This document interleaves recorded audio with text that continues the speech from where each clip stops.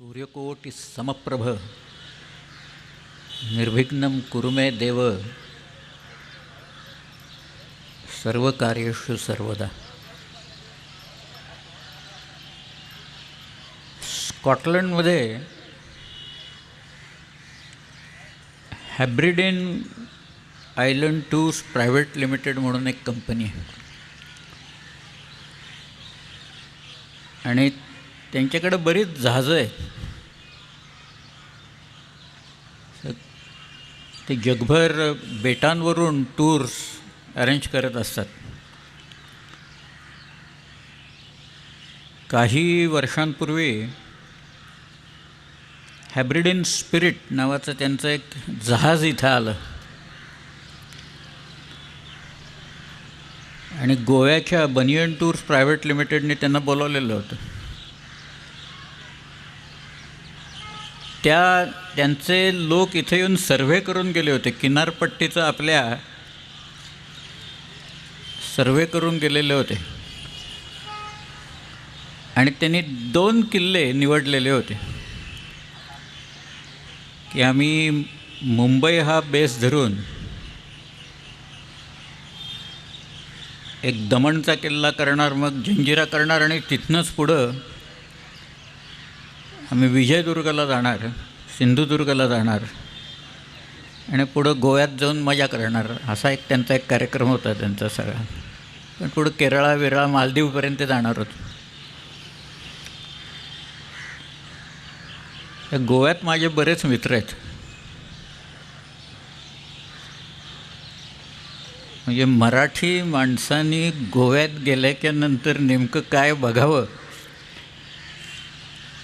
याच्यासाठी म्हणून मी गोव्यातल्याच आपल्या लोकांना घेऊन हिंडलो आहे की हे पाहिलं आहे काय तुम्ही सगळं, म्हणून म्हणाले मी नाही पाहिलं का. पण ऑस्कर डकुना म्हणून एक माझा मित्र, त्याने मला बोलावलं, मला विचारलं फोनवर की तुम्ही दाखवाल का हे 2 किल्ले महाराष्ट्रातले, त्या लोकांना समजावून सांगाल का. कारण ते लोक सगळे शिकलेले आहेत, लर्नेड लोक आहेत and they have got lot of questions to ask. तर म्हटलं मी आनंदानं दाखवीन. कुठले 2 किल्ले दाखवायचेत सांगा म्हणून. ते म्हणाले एक जंजिरा आहे आणि दुसरा सिंधुदुर्ग आहे. 2 किल्ले त्यांना बघायचे. तर म्हटलं मी दाखवीन. 100 लोक आले त्या जहाजात. 100 लोक होते. बहुतांश सगळे ब्रिटिश होते, पण काही स्पॅनिश, काही पोर्चुगीज वगैरे असे सगळे. मला तरुण मंडळी फार कमी दिसली. म्हणजे अलीकडे सगळीकडेच सांस्कृतिक कार्यक्रमातनं एकूण तरुण मंडळी बरीच कमीच असतात तशी. पण तिथं त्या लोकांनी आयुष्य काढलेलं आहे, कमावलेलं आहे आणि आता ते बाहेर पडले होते सगळं जग बघण्यासाठी म्हणून. त्यांचं ते जहाज लांब उभं राहायचं. त्यांच्या टेंडर्समधनं ते किनाऱ्याकडे यायचं आहे. तर जंजिऱ्याचा घोळ तुम्हाला माहिती आहे. ते सगळं जंजिऱ्यात नेणाऱ्या ज्या काही तिथं नौका आहेत त्या तिथल्या त्यांची एक संस्था आहे आणि त्या संस्थेच्या ताब्यात आहेत सगळं. त्यामुळं आधी आम्ही त्या लोकांना ते जेटीवर उतरवायचो, मग ह्या शिडाच्या नौकेत बसवायचा आणि मग जंजिऱ्यात न्यायचं. तो जंजिरा आधी आम्हाला साफ करावा लागायचा. 1-2 दिवस जाऊन तिथला कचरा विचरा अमुक तमुक असं सगळा तो साफ करायचा. अनेक पोती कचरा निघायचा सगळ्यात. म्हटलं निदान हे बाहेरचे लोक येणार आहेत, तिथं पाहुणे मंडळी आहेत, त्यांचं तरी इम्प्रेशन असं नको की बाबा यांचे किल्ले म्हणजे नुसता कचरा जायचा सगळ्या किल्ल्यात, असं तरी व्हायला नको म्हणून आम्ही आमच्या खर्चाने करायचो हे सगळं. पण ती ज्या वेळेला मंडळी आली त्याच्यात मला आधी लोकांनी सांगून ठेवलं होतं ह्याच्यात एक हिस्टोरियन्स आहेत आणि एक किल्ल्यांचे एक्सपर्ट आहेत. त्यांची बरीच पुस्तकं वगैरे किल्ल्यांच्यावर आहेत. म्हटलं काय हरकत नाही, त्यांचे काही प्रश्न असेल त्यांना काय वाटेल ते विचारून. त्या लोकांना मी ज्यावेळेला जंजिऱ्यात आत घेऊन गेलो, तो किल्ला पाहिल्यावर एखाद्या साधकाला त्याच्या साधनेमुळं आणि भक्तिमार्गामुळं काही साक्षात्कार व्हावा तद्वत त्या लोकांची अवस्था झाली. ते म्हणाले असा किल्लाच आम्ही पाहिलेला नाही. म्हटलं तुम्ही इथे येऊन पाहिलेत तरी काय मग आमच्याकडं? म्हटलं आमच्याकडं 750 किलोमीटरचा किनारा आहे महाराष्ट्राला, आणि या त्याच्यावर जंजिरा म्हणजे आयलंड फोर्ट्स आहेत, किनाऱ्यालगतचे किल्ले आहेत. आणि इथं जो इतिहास आहे तो 2000 वर्षापासून आहे. अगदी सातवाहनांच्यापासून काही किल्ले महाराष्ट्रात आहेत. वाकाटकांचे किल्ले आहेत, चालुक्यांचे आहेत, राष्ट्रकूटांचे आहेत, आणि शिलाहारांचे, कोकणच्या शिलाहारांचे काही किल्ले म्हटलं महाराष्ट्रात. एका ताम्रपटानुसार त्यांची राजधानी पुरी असं म्हटलं आहे त्याला. ती कदाचित घारापुरी असण्याची खूप शक्यता आहे.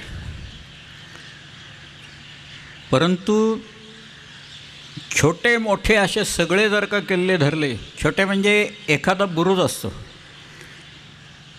तुम्ही जर का फ्रान्सच्या किनाऱ्यावरनं बेल्जियममध्ये वगैरे जाताना नॉर्मंडी वगैरे हा जो सगळा भाग आहे तिथं पाहिले असतील तर तिथं एक एकच बुरुज आहेत, कारण संपूर्ण त्या किनाऱ्यावर तटबंदी बांधणं शक्य नाही आहे. म्हणून बुरुज उभारतात. त्या बुरुजाच्या आत ॲम्युनिशन्स असतात, वरती तोफा असतात, आणि मग येणाऱ्या त्या जहाजांच्यावर कोणी आलं समुद्रातनं तर ते हल्ला चढवतात. अशा बुरुजाला मार्टेलो टॉवर म्हणतात. आणि असा मार्टेलो टॉवर आपल्याकडं आहे. कुठं आहे तुम्ही सांगेन नंतर काय. तर म्हटलं आमच्याकडं हे सगळं वैभव आहे मोठं. तर म्हणाले आम्हाला काही कल्पना नाही आहे की आमच्याकडं याच्याबद्दल काहीही लिहिलेलं नाही आहे. इतके उत्तम किल्ले असतील ह्याची आम्हाला कल्पनाही नाही आहे. ह्या जंजिऱ्याला जे बुरुज आहेत त्या बुरुजाला मजले आहेत बरं का. एकेका मजल्यावर निदान किमान 50 ते 60 पहारेकरी राहतील एवढे तिथं जागा आहे त्या एकेका बुरुजात. अली नावाचा बुरुज आहे, त्याला 2 मजले आहेत वरती, त्याच्याही वरती तोफा आहेत सगळ्या. त्या जंजिऱ्याचे 21-22 बुरुजांवर मिळून जवळजवळ 300 ते 350 तोफा होत्या. फ्लँडर्सच्या लढाईतल्या काही तोफा तिथं होत्या, काही पितळेच्या तोफा तिथं होत्या. त्या आपल्या लोकांनी पळवून आटवल्यानंतर पितळेचे तोफ. पण म्हटलं हे मोठं वैभव आहे आमचं सगळं. त्यांनी नोट्स काढल्या त्याची. तो म्हणाला आम्ही ह्याच्यावर आता लिहिणार, फोटो आहेत ते आम्ही टाकणार, पुस्तकात आम्ही सगळं लिहिणार. तो माणूस इतके प्रश्न विचारत होता की या तोफा आणल्याच कशा इथं. त्याच्या 3 तोफा मोठ्या पडल्यात, लांडा कासम चावरी वगैरे, त्या मोठ्या खूप मोठ्या तोफा आहेत जंजिऱ्यावर. आणि तुम्ही बारकाईनं जर का पाहिलं तर त्या तोफा या घडीव तोफा आहेत, म्हणजे कडीवर कडी मारून केलेल्या तोफा आहेत. ओतीव तोफा नाही आहेत, त्या घडीव तोफा आहेत सगळं. घडीव तोफा आहेत. तर म्हणाले आणल्याच कशा एवढ्या मोठ्या तोफा इथं. म्हटलं ते आम्हाला माहीत नाही कशा आणली. इथं आहेत आता, इथं दिसत आहेत तोफा तिथं ते. मग त्यांनी प्रश्न तो म्हणाला मी रेकॉर्ड करू का. म्हटलं काय वाटेल ते कर, म्हटलं तुला करायचं. मग त्यांनी जंजिरा सगळा पाहिला. जवळजवळ तो एक माणूस, ते एका माणसाला घेऊन मी 4 तास हिंडत होतो जंजिरा. तो प्रत्येक गोष्ट विचारत होता, ह्याच्यावर काय लिहिलं आहे, हे काय, तिथं ते शिल्प कसलं आहे, ही जी चिन्ह आहेत दरवाजांवर त्याचा काय अर्थ आहे, हा किल्ला बांधला कोणी, असे त्याचे बरेच प्रश्न होते सर.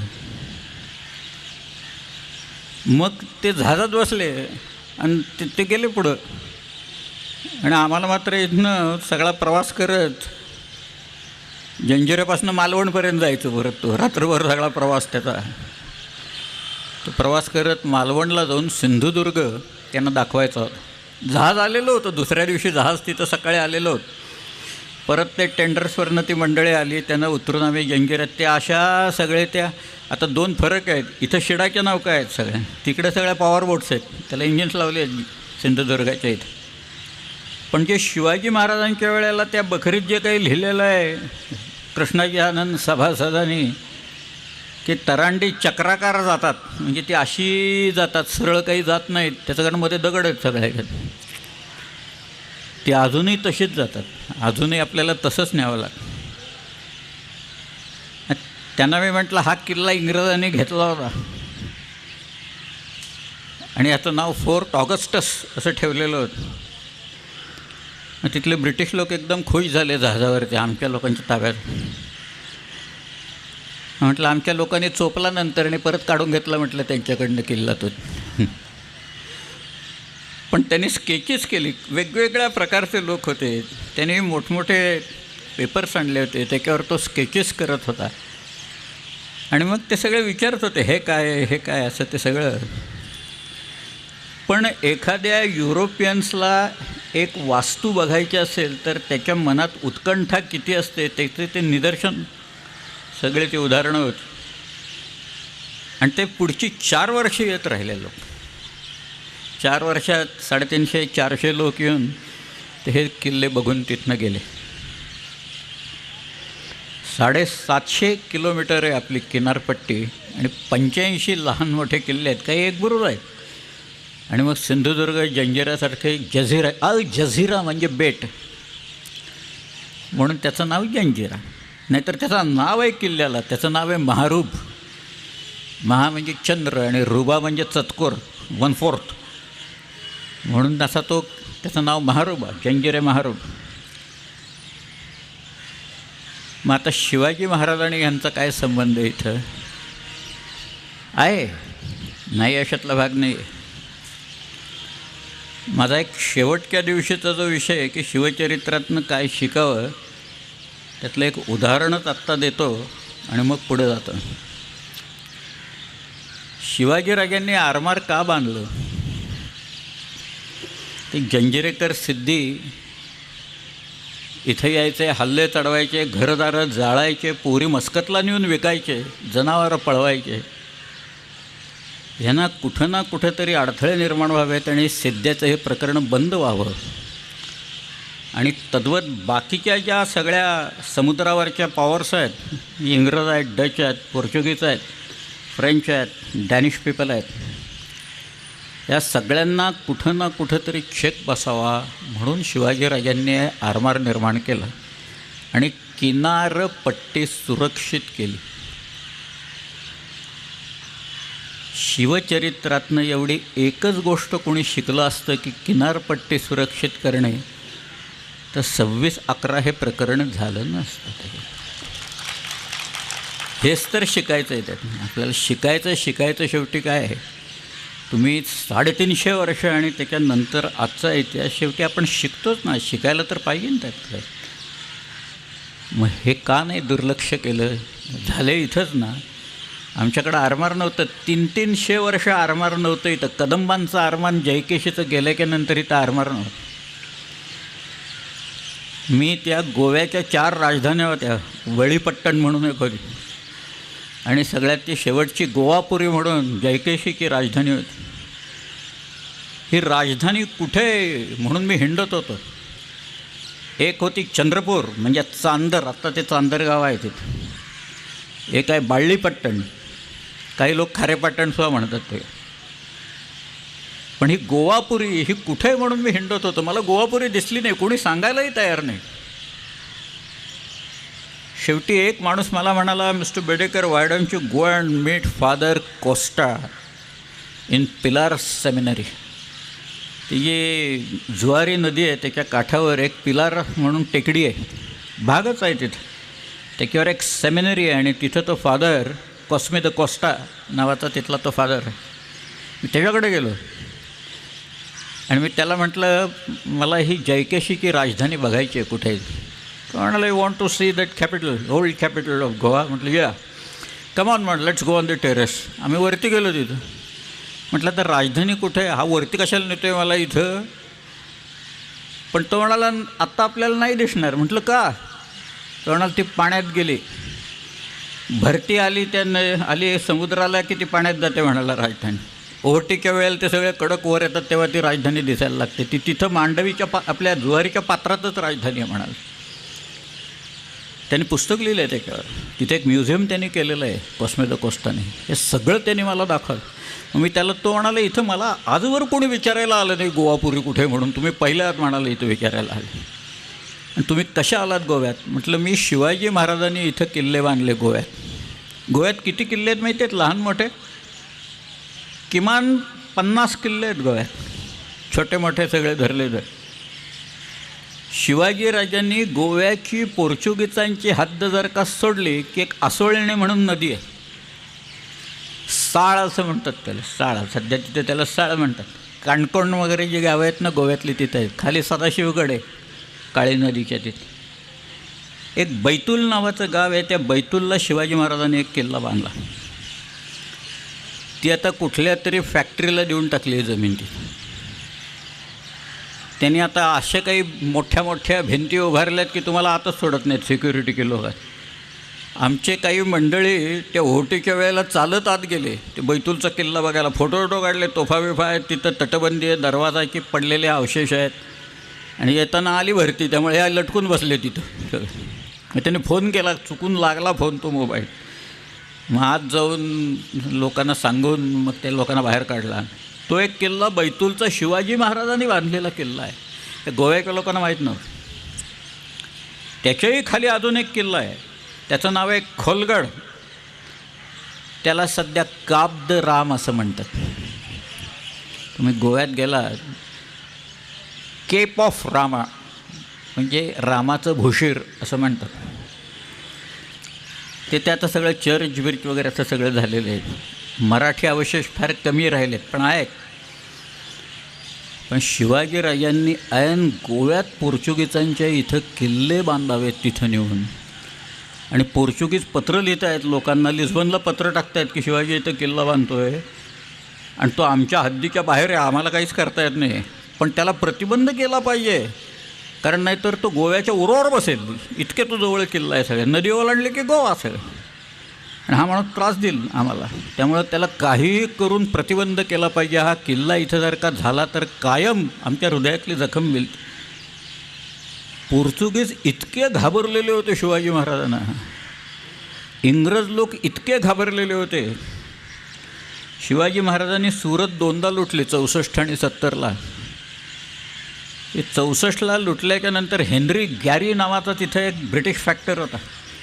तुम्ही त्याची पत्र फक्त काढून वाचा, त्याच्यात एक वाक्य कॉमन सगळीकडं सगळ्या पत्रात आहे, Surat trembles at the name of Shivaji. म्हणून सुरत कापायला लागते, थरथरायला लागते. शिवाजी असं नाव काढलं की लोक घाबरायला लागतात आणि त्यांना कळत नाही आता हा जमिनीवर नाही येणार आहे का, आता तो समुद्रात नाही येणार आहे, काही याम कळत नाही. ते ह्या माणसाला पंख आहेत, हा गुप्त होतो कुठेही वगैरे बऱ्याच अफवा महाराजांच्याबद्दल लोकांनी उठवलेल्या होत्या. हे सगळं त्या आरमाराच्यामुळे शिवाजीराजांना साध्य झालं. ही काही सामान्य गोष्ट नाही आहे. ते आरमार निर्माण करणं, आमचं आरमार तुम्ही बघा आता काय. एक रशियन विमानवाहू नौका आणायची की नाही, आणि त्याच्यासाठी कित्येक हजार कोटी रुपये तिथे रशियाला द्यायचे. आणि ग्लॉस्कोफ नावाची ते शिप इथं आणायचं. आता ते विक्रांत काढले त्यांनी, आता मोडीत काढलेलं जहाज आहे त्यात. ग्लॉस्कोफ आता आणणार आहे तिथे, म्हणजे अजून एक जंग तिथं येणार आपल्यावर. शिवाजीराजांनी स्वतःचं आरमार स्वतः उभं केलं आणि त्या होड्यांनी नंतर जो काही पराक्रम केला आहे तो पराक्रम फार विलक्षण आहे. तो पराक्रम पूर्ण मी सांगतो, पण 15 वर्षात शिवाजी महाराजांच्या आरमाराने जो पराक्रम केला त्याला पहिल्यांदा हे आरमार आणि त्याच्या जहाजाची क्वालिटी फडतूस आहे असं म्हणणारे इंग्रज 15 वर्षानंतर म्हणायला लागले की शिवाजी राजांच्यासारख्या बोटी आमच्या आरमारात हव्यात. हे 15 वर्षात फरक कसा काय पडला. Britannia rules the waves, Britain shall never be slaves असं म्हणणारे इंग्रज म्हणत आहेत की त्या चपळ बोटी आम्हाला फसवतात आणि अशा बोटी इंग्रजी आरमारात हव्यात असं इंग्रज मुंबईचे इंग्रज म्हणत आहेत तिथले. हा जो फरक आहे त्या आरमारातला, हा फरकच विलक्षण आहे सगळ्यात. शिवाजीराजांच्या आरमाराची सुरुवात जी झाली त्याच्या पाठीमागची एक छोटी पार्श्वभूमी आहे त्याला. हा सगळा खेळ सुरू झाला 57 साली, 1657मध्ये सुरू झाला. स्वतः औरंगजेब त्यावेळेला इथं आलेला होता. हिंदुस्थान, तो बादशाह नव्हता त्यावेळेला, शहाजहान होता जिवंत. आणि औरंगजेब आणि शहाजहानचे इतर पुत्र शहाजहान कधी वर जातो हे बघत बसलेले होते, वाट बघत बसलेले. त्यात धाराशिकोह होता, त्यात मुराद होता, त्यात औरंगजेब होता, त्यात शहाशुजा होता. बाबासाहेबांनी, कारण बाप मेल्याखेरीज गादीवर येता येत नसे, भावांना मारल्याखेरीज गादीवर येता येत नसे. बाबासाहेब पुरंदरेंनी त्यांच्या पुस्तकात एक वाक्य असं लिहिलेलं आहे की या मुघल शहाजाद्यांना असं वाटत असे की आपला बापच जन्माला आला नसता तर किती बरं झालं असतं, आपणच गादीवरतून बसलो असतो लगेच. ते कसं आहे, पण औरंगजेब 57मध्ये दक्षिणेत कल्याणी विदर्भ इथं बसलेला होता आणि शिवाजीराजे बघतायत बरं का, सगळं बघतायत. यांच्या हालचाली काय आहेत, या औरंगजेबाच्या आणि आदिलशाहीच्या लोकांच्या हालचाली काय आहेत. त्या दोघात आता तह होणार की काय असं वातावरण निर्माण व्हायला लागलं कल्याणी आणि बिदरच्या इथं. एक किल्ला घेतला औरंगजेबाने. बरं, जर का त्यांच्यात तह झाला, हे दोघं मिळून आपल्यावर हल्ला करतील आणि आपण टिकणार नाही. मग हे शिवाजी महाराजांना माहिती होतं की आदिलशाही आणि मुघल दोन्ही सैन्य चालून आले तर आपण कुठं काय लढायचं सगळं. म्हणून ही बातमी तह होतोय की नाही ही बातमी काढण्यासाठी शिवाजी महाराजांनी आपला एक माणूस, भयंकर बेरकी त्यांचे वकील सगळे, सोनो विश्वनाथ दबीर याला पाठवला तिथं. तो बहुधा त्यांचा परराष्ट्र मंत्री असावा तिथं. तो गेला औरंगजेबाकडं, त्याने एक महाराजांचं पत्र दिलं त्यांनी आणि त्यात लिहिलं होतं, आम्ही भयंकर गुन्हे आधी केलेले आहेत सगळे, तुम्ही आम्हाला माफ करा, तुमच्या वतीनं आम्ही मुघलांचा कारभार हिथं करतो बिरतो वगैरे भरपूर प्रलोभनं सगळी सांगितलेली होती. मग औरंगजेबाने एक फरमान दिलं त्यांना की ठीक आहे तुम्ही म्हणताय ते वगैरे. पण त्या वकिलानं बातमी काढून आणली आणि महाराजांना सांगितलं. 23 एप्रिल 1657 याविषयी तो वकील औरंगजेबाला भेटला आणि त्याच्यात त्यांनी सांगितलं की आता फरमान दिलं औरंगजेबाने, पण तिथं वातावरण असं आहे, दोघांचा तह होणार ना आपल्यावर येणार. चालू 29 एप्रिलला, म्हणजे आधी 23 एप्रिलला वकील जातो काय औरंगजेबाला महाराजांचं पत्र घेऊन, औरंगजेब फरमान देतो काय, आणि 29 एप्रिलला शिवाजीराजे जाऊन जुन्नर लुटतायत काय तिथं. 200 अरबी घोडे आणि खजिना लुटून महाराज परत आले इथं. कारण ते म्हणाले आता हात मारून घ्या, एवढं ते चालून येतोवर तर होणारच आहे, दोघंही येणारच आहे, तोपर्यंत जिथं जिथं हात मारता येईल तिथं हात मारून घ्यायचा. जुन्नर लुटलं, पार नगरपर्यंत चालून गेले होते. नौशेर खान म्हणून होता तिथं, त्याचा प्रभाव केला. इथपासून हा खेळ सुरू झाला. औरंगजेब तर इतका चिडला, तो म्हणाला हा फसवतो आपल्याला माणूस, दरवेळेला काहीतरी खोटं नटं सांगतोय, काहीतरी पत्र पाठवतो आणि करतो भलतंच, म्हणून त्यांना मारा जाळा असं सगळं त्यांनी काढायचं फरमान दिलं. पण शिवाजी महाराजांच्या सुदैवानी आणि कदाचित औरंगजेबा आणि त्याच्या भावांच्या सुदैवाने शहाजहान बादशाह आजारी पडला तिथे. त्यामुळं आता ते गादीवर कब्जा करण्याच्यासाठी सगळ्यांना दिल्लीला जावं लागलं, औरंगजेबासकट सगळ्यांना. त्यामुळं दक्षिणेवरचा औरंगजेबाचा चाप निघाला, ही एक योगायोगाची गोष्ट आहे. 57 साली औरंगजेब इथनं निघून दिल्लीला गेला. पुढे शामूगडला लढाई झाली, त्यानं दाराला मारलं. कसं मारलं ते मी सांगेन नंतर. भयंकर आहे तो औरंगजेब, काही सामान्य माणूस नाही. पण 57 साली शिवाजीराजांनी हा सगळा प्रकार एकूण सगळा पाहिल्याच्या नंतर स्वतः शिवाजीराजे कोकणात उतरले आणि कोकणात उतरले ते तेलबाईलाच्या घाटाने उतरले. तेलबाईला म्हणून एक किल्ला आहे. आमच्याकडं घाटांची नावंसुद्धा फार भारी ठेवतात. आपल्याकडं कधीही कोणीही सरळ नावाने हाक मारत नाही, ही पहिली गोष्ट आहे. त्या घाटाचं नाव आहे सवाष्णीचा घाट आणि त्याच्या पलीकडं घाट आहे, त्याचं नाव आहे गाढवलोटीचा घाट. तर शिवाजीराजे तैलघट्ट म्हणून एक घाट आहे, तिथनं उतरले. संकर्षण सकळकळे नावाच्या एका माणसाला बुलढाण्याहून महाराजांनी बोलवला होता.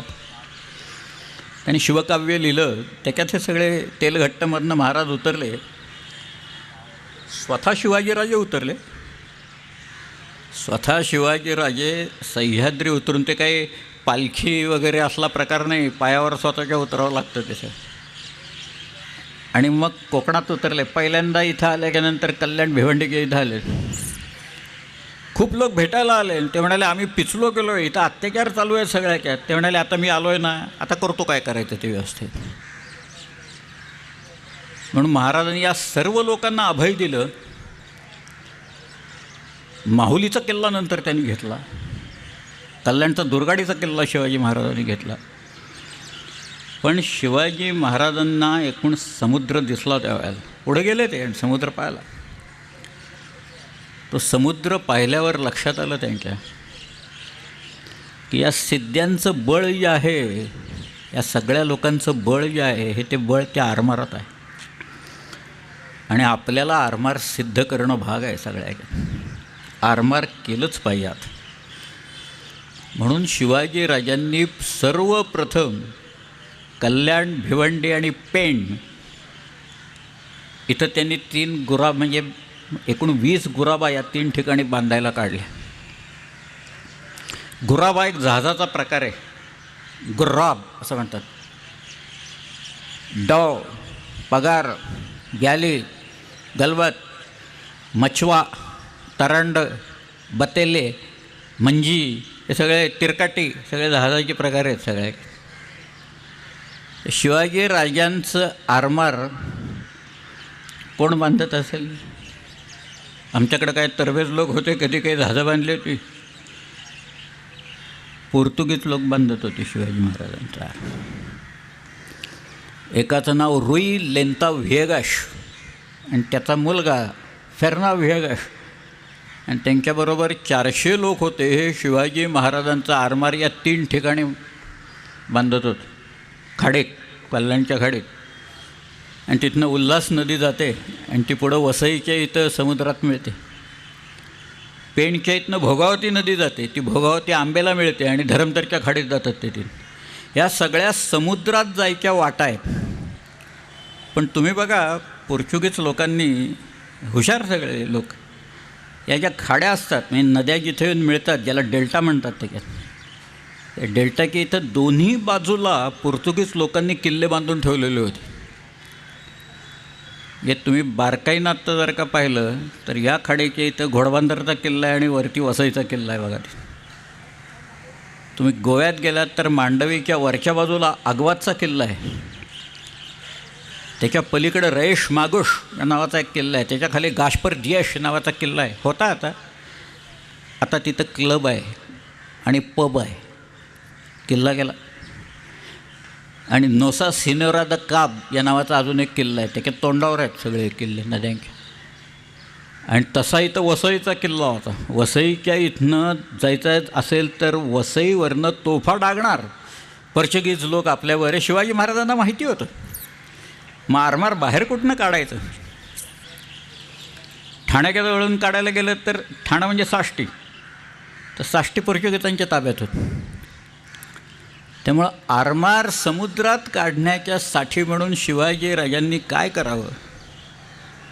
शिवाजी राजांनी वसईचा जो कॅप्टन आहे, त्या वसईच्या कॅप्टनचं नाव होतं आंतोनियो द मेलो द कास्ट्रो. याला एक पत्र लिहिलं की आमची जहाजं बाहेरून लाकूड फाटा घेऊन येतील इथं, आणि मग आमच्या गुरावा या इथनं समुद्रात जातील, त्यांच्यावर तोफा डागायच्या नाहीत. हा माणूस मोठा चलाक होता बरं का, मेलो द कास्ट्रो. उद्योगी उपद्व्यापी माणूस होतो. त्यांनी ते सगळं पत्र, आपल्यावर नको जबाबदारी, हे काय आपण परस्पर लिहायचो तरी हा उद्योग करणार आहे हा माणूस, त्याला माहीत होतं. म्हणून त्यांनी ते पत्र सकट स्वतःच्या रेकमेंडेशन सकट गोव्याला पाठवून दिलं. ते तुम्ही निकाल लावा त्याचं काय करायचं ते. गोव्यात एक मोठी सभा भरली. पार ते इन्क्विजिशन, जे गोव्यात एक इन्क्विजिशन नावाचं एक पिरवळकरांचं पुस्तक आहे बघा, कसे लोकांचे हाल करायचे दिलेले आहे ते. ते टेबलही अजून इन्क्विजिशनचं तिथं, प्रचंड हाल लोकांचं. त्याच्यातला तो वास्को शेलूसपासनं सगळे गोव्याचा विजरेईपासनं ही सर्व मंडळी तिथं बसली आणि मग त्यांची चर्चा झाली. आणि ती चर्चा अशी होती की आता शिवाजी महाराजांना प्रतिबंध केला पाहिजे. हे आरमार आलं तर अगदी डोक्यावर वाचणारा माणूस, पण तो बलाढ्य झालेला आहे आणि त्याला सौम्य शब्दात आपण प्रतिबंध केला पाहिजे. बघा महाराजांची ताकद किती वाढलेली असेल की हा माणूस बलाढ्य झालेला आहे आणि साध्या सोप्या शब्दात ह्याला सांगितलं पाहिजे. म्हणजे असं नाही म्हणाले की आक्रमण करून सगळा त्याचा खेळ उडवून टाकू, नाही, तसं नाही. गोव्यात मग आता पत्र कोड लिहिणार आणि काय लिहिणार, शेवटी ते विजरेला पत्र लिहावं लागलं आणि ते विजरेनं पत्र पाठवलं की प्रतिबंध करू म्हणून. पुढं काय झालं त्याची नंतरचा पत्रव्यवहार काही फारसा आपल्याकडे उपलब्ध नाही आहे. परंतु शिवाजी महाराजांचं ते जे आरमार आहे ते आरमार समुद्रात आलं. ते बहुधा रात्री आलं, कारण हे आपले लोक हे भयंकर ते रात्री सगळे हल्ले करण्यात आणि अत्यंत चपळ होत. समुद्र पूर्ण माहिती होता त्यांना, कुठं पाणी खोल आहे, कुठं उथळ आहे, वारे कशा असतात, मतलई कशी वाहते, हे सगळं त्यांना पाठ होतं. विशेषतः आपल्या ज्या नौका होत्या त्या वलवत नेत असत. आणि आपले लोक या इंग्रजांच्याकडे मोठी जहाजं कुठली वलवता येत ते त्यांचं सगळं ते शिडावर अवलंबून, वारा पडला की बसा बोंबलत त्यांचं. तसं नव्हतं आपलं, आपल्याकडे वलवत मारायचे लोक सगळं. पण ते आरमार समुद्रात आलं. 64 सालची गोष्ट आहे. 64च्या डिसेंबरमध्ये इंग्रजांचं पत्र आहे की शिवाजी महाराजांचं आरमार समुद्रात आलं आहे, पण त्याची जी जहाजं आहेत सगळे मिळून काहीतरी 30-35 जहाजं असतील. त्याच्यात गुराबा आहेत, काही गलबत आहेत. पण त्या जहाजं एकूण त्यांची क्वालिटी एवढी फडतूस आहे की आमच्याकडे एक फ्रिगेट असेल, एक युद्धनौका असेल तर आम्ही आज सगळा खेळ उडवून टाकू शिवाजी महाराज. इंग्रजांना खेळ उडवता आला नाही हो. शेवटी इंग्रजच उखडले गेले सगळ्या ह्याच्यातनं. पण इंग्रज हे पत्र लिहून म्हणत होते शिवाजी महाराजांचा खेळ आम्ही उघडून लावू हे आत्ता. कारण तुम्हाला असा आहे, एखादा खेळ सुरू झाला, आजार असेल ना, तर त्या आजाराला औषध ताबडतोब द्यावं लागतं. 60-65 वर्षानंतर औषधं द्यायचा प्रयत्न केला तर काही उपयोग नसतो त्याच्यात. तसं आहे ते की ते आरमार होतं ते तेव्हा it should have been nipped in the bud. पण ते इंग्रज करू शकले नाही. इंग्रजांना ते जमलं नाही आणि शेवटी शिवाजी महाराजांचं आरमार समुद्रात आलं आणि पुढं त्या आरमारातल्या लहान मोठ्या जहाजांची संख्या किमान 300 झाली. ह्याच्यासाठी लाकूड कुठनं आणलं? लाकूड आणलं कर्नाटकातनं. आपलं लाकूड वापरायचं नाही. शिवाजी महाराजांच्या पत्रात लिहिलेलं आहे की फणस आणि आंबा हे वृक्ष अतिशय चांगले आहेत जहाजं बांधायला, कारण ते खाली सडत जातं नंतर खालनं.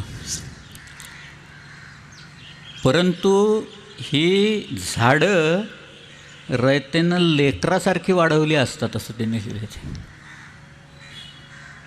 त्यामुळं त्याला हात लावायचा नाही. सागाची झाडं इथं खूप आहेत. तुम्ही सरकारात सांगा आणि मग सरकारला सांगून सागाची झाडं घेऊन जा.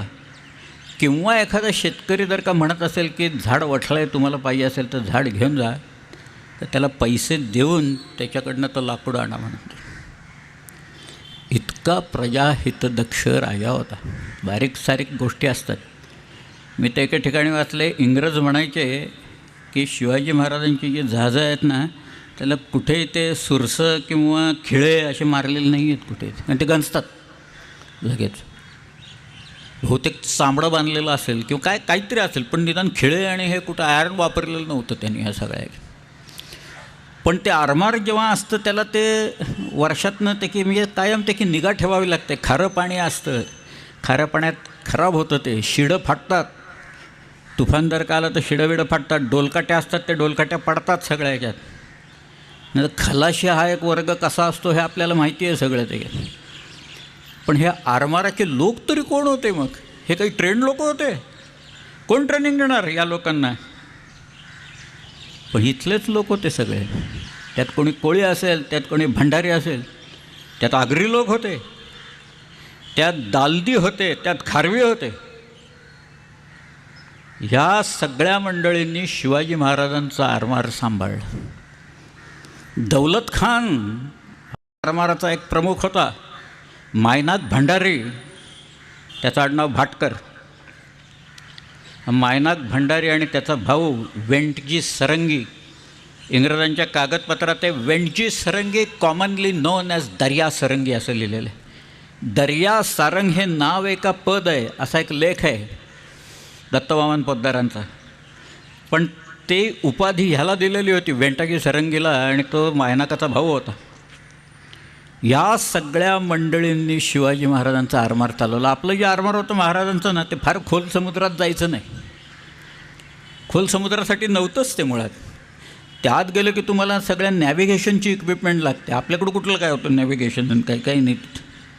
त्यामुळे किनाऱ्यानं हे चालायचं. आणि शेवटी त्या आरमाराचा उपयोग हा किनाऱ्याच्या संरक्षणाच्यासाठीच केला होता. पण त्या रामचंद्र पंतांनी जी नीती सांगितली त्याच्यात फार सुंदर वाक्य आहेत. मी काल सांगितलं ना, तो एका वाक्यात सार एसेन्स सांगून जातो सगळ्या ह्याच्यात. तर तो आरमार तो स्वतंत्र राज्यांगाचं आहे.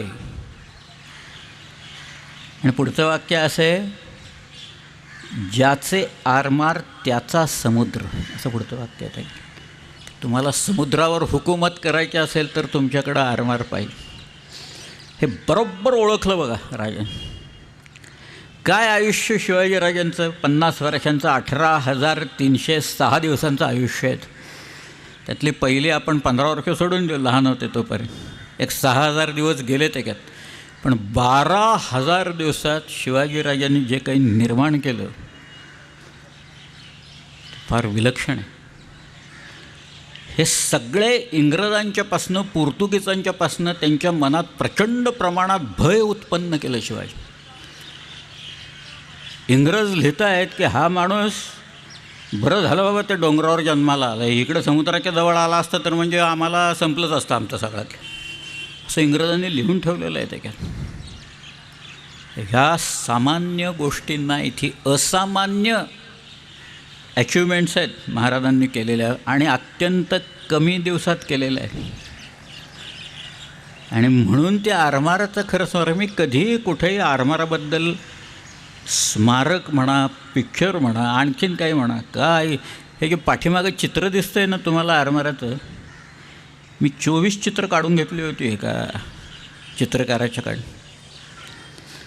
त्याला म्हटलं, तुला मला चित्र असं पाहिजे की बाबा शिवाजीराजे एका जहाजावर उभे आहेत, समोर जंजिरा बिंजिरा आहे, पण ते आरमार आहे महत्त्वाचं आहे, भगवे झेंडे असतात त्याच्यावर, त्याचं ते आरमार आहे, डोलकाठ्या त्याला पाहिजेत, तू ह्याची चित्र काढ. त्यांनी काढले. ताजनेकर म्हणून होता एक, विलास ताजनेकर म्हणून, त्यांनी काढलेली चित्र आहेत. पण आरमाराबद्दल आपल्याकडं काहीही नाही. आणि आरमारांनी एवढे मोठे पराक्रम केले शिवाजीराजांच्या की पुढं खांदेरीच्या लढाईच्या वेळेला इंग्रज लोटांगण घालत आले सगळे. इंग्रज हे दर्यावरचे लोक, पोर्चुगीज हे दर्यावरचे लोक.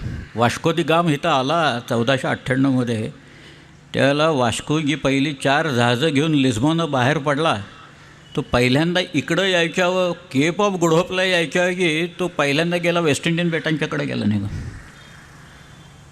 ॲझोर्स वगैरे असे आयलंड्स आहेत बघा तिथं. एमेलिया एरहार्टचं विमान वगैरे जिथं पडलं ना, साधारण तो भाग आहे. त्याच्या खलाशांनी 2 महिने तिथं किनारा पाहिला नव्हता, जमीन दिसलेली नव्हती, आणि ते खलाशी वेडे व्हायची वेळ आलेली होती.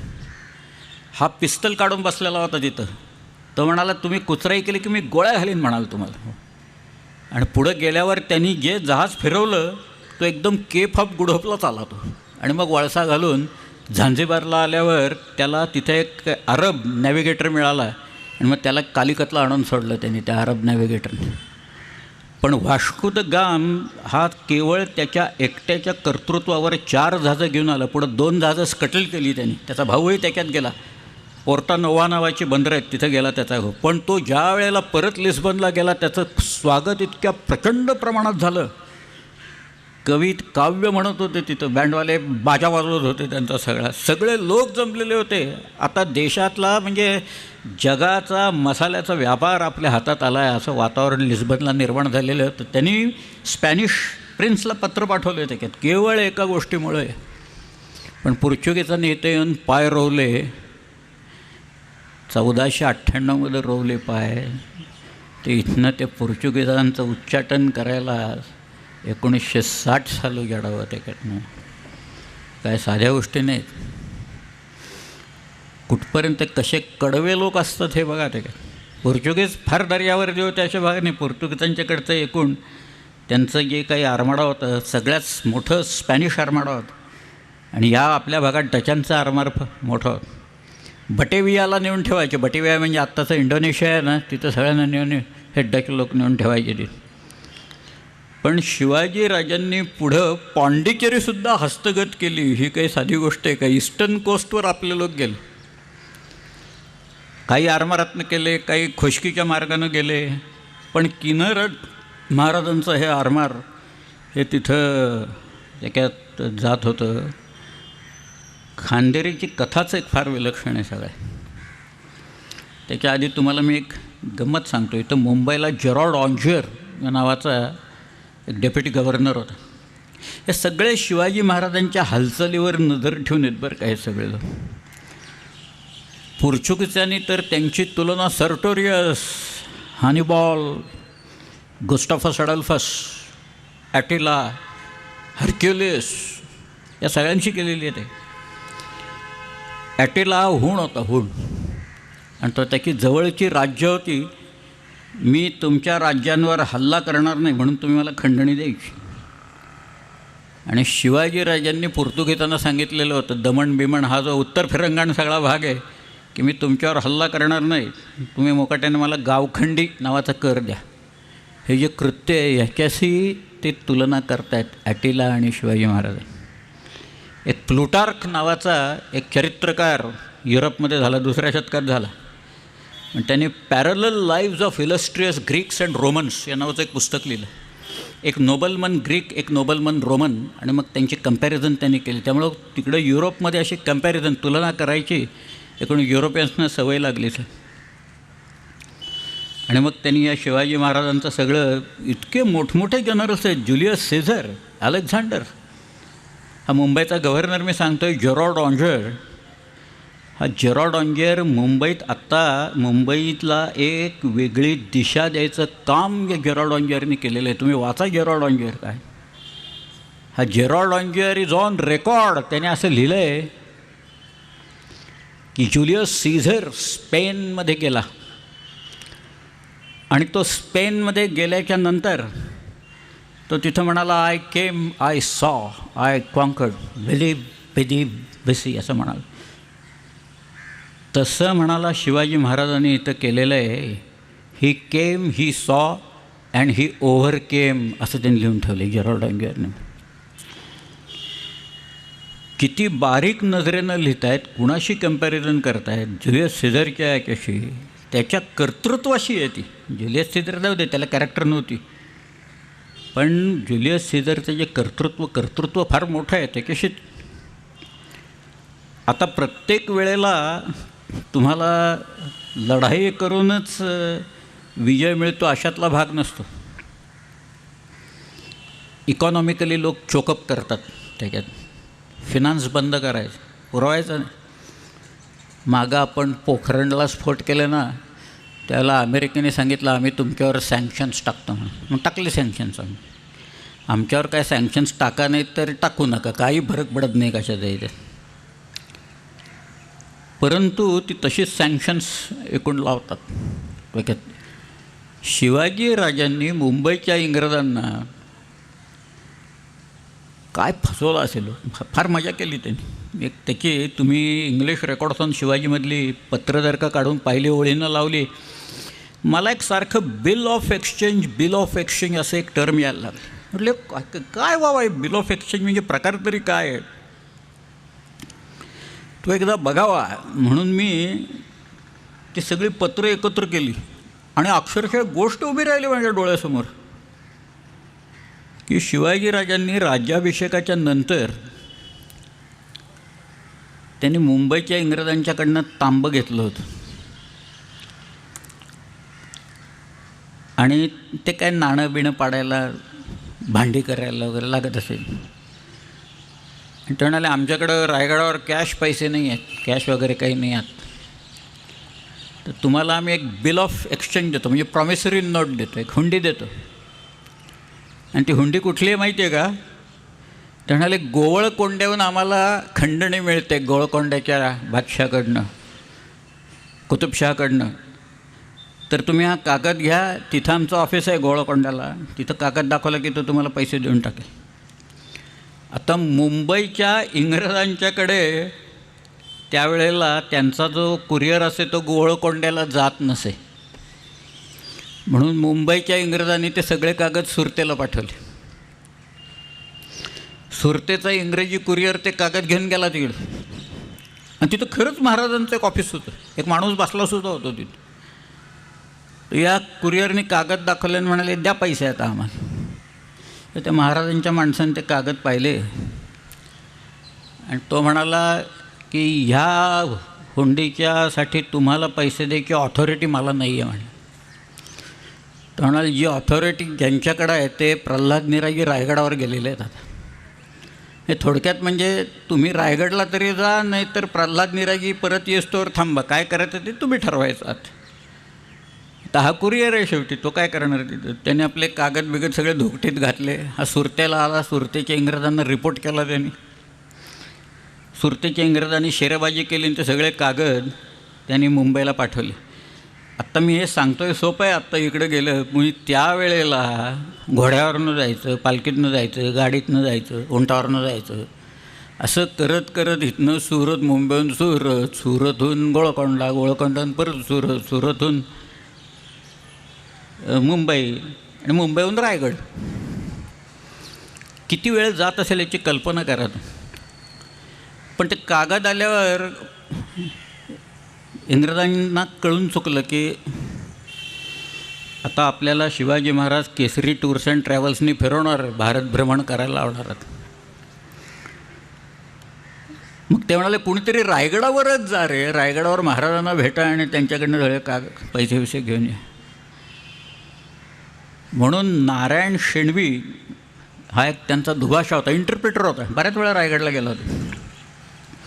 नारायण शेणव्याला रायगडला पाठवायचं ठरलं.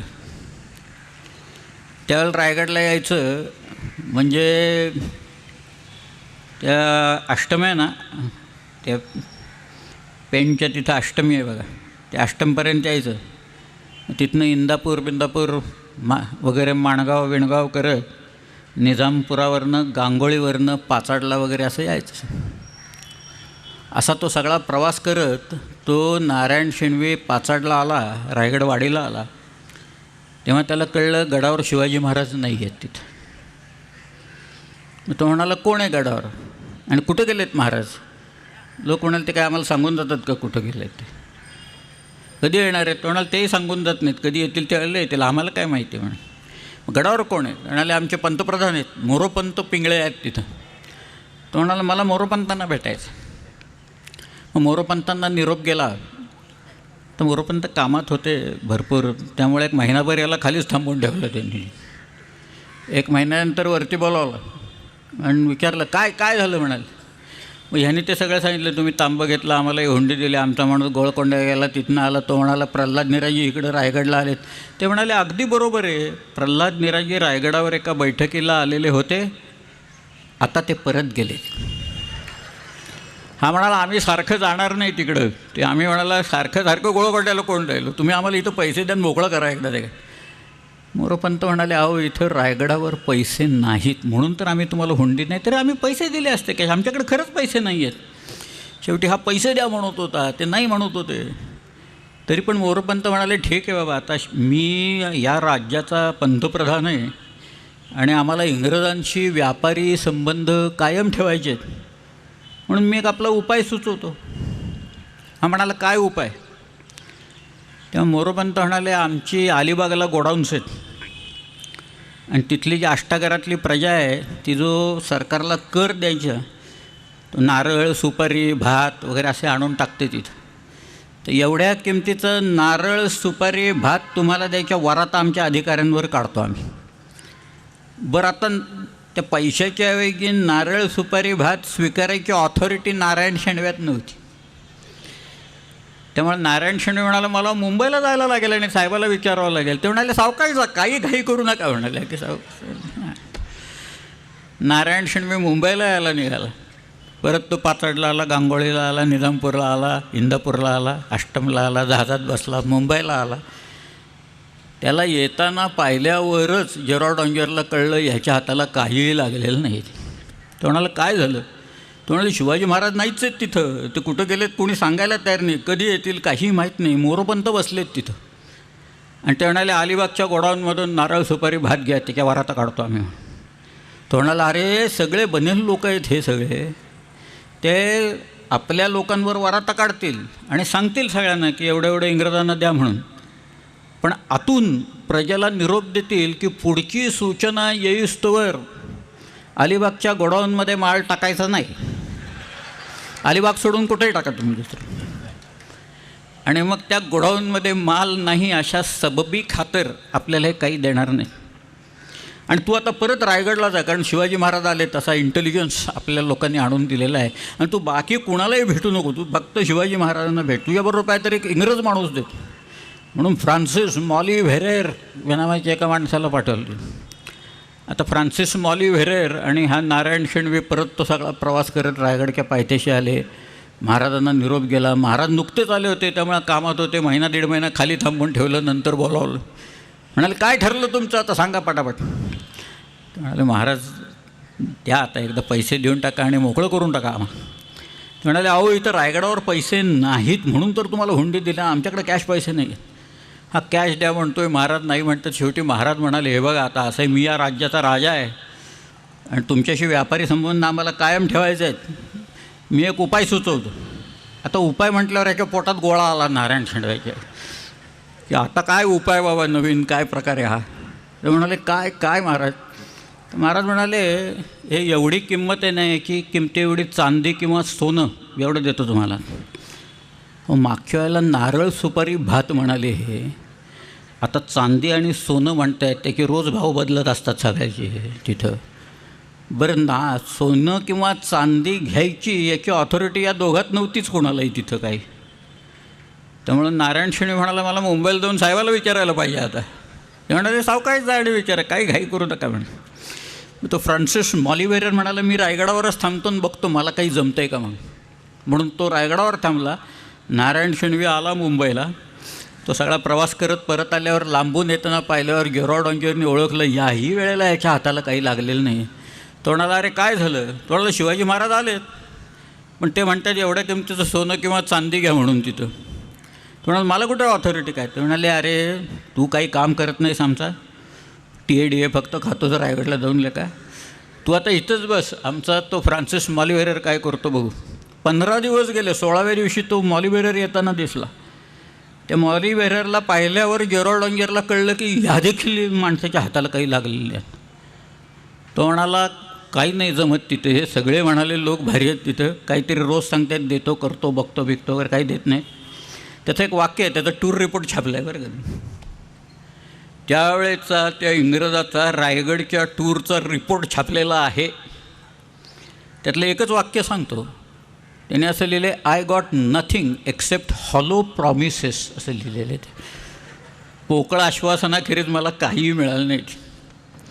शेवटी तो जेरॉड ऑंजर म्हणाला अरे इतके दिवस वाया चालले आहेत, व्याजात मरतोय आपण, तुम्ही आता तो देतो असं म्हणतोय सोनं किंवा चांदी, काय देतोय ते पहिल्यांदा जाऊन घेऊन या, ताब्यात घ्या म्हणाला पाहिजे, नाही तर नंतर काहीच देणार नाही तो. नारायण शेणवी परत रायगडला जायला निघाला. आता परत तो सगळा प्रवास करत रायगडच्या पायथ्याशी आला. महाराजांनी त्याला एक महिना दीड महिना थांबून ठेवलं. परत वरती बोलवलं. ते म्हणाले काय काय ठरलं सांगा तुमचं. तो म्हणाला महाराज द्या सोनं द्या चांदी द्या पण द्या काहीतरी मोकळं करा आम्हाला. महाराज म्हणाले तसं नाही, मला नीट कळलं पाहिजे तुम्हाला सोनं पाहिजे का चांदी पाहिजे ते.